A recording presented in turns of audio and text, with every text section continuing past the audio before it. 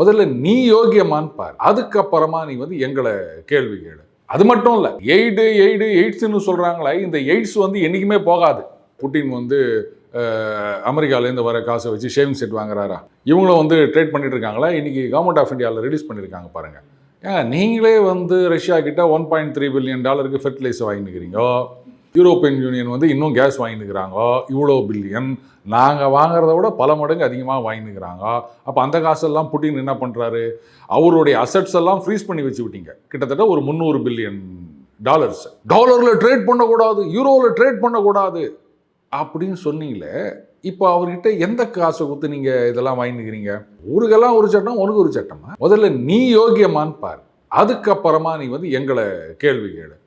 பைத்தியார்த்தனமா இருக்குது. நீ வாங்குற காய்ச்சல் அவன் சண்டை போடுறான் அப்படின்னா சரி. இன்னைக்கு உக்ரைனுக்கு எய்டுன்னு ஏராளமான எய்ட்ஸ் இல்லைப்பா. அதை எய்டு பன்மையில் சொன்னால் எய்ட்ஸுப்பா, நீங்கள் தப்பாக நினச்சிக்காதீங்க.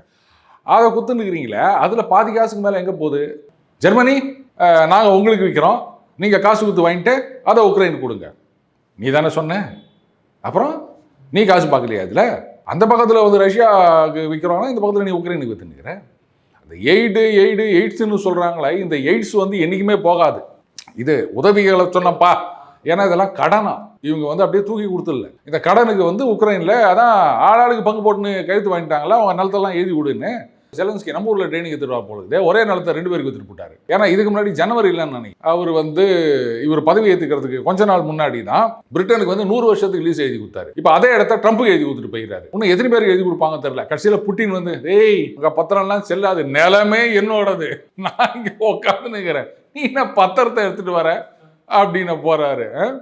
somebody has to show them the mirror. நீ ரொம்ப யோகிய மாதிரிலாம் பேசாத, நீ இதை விட மோசமா பண்ணினுக்கிற.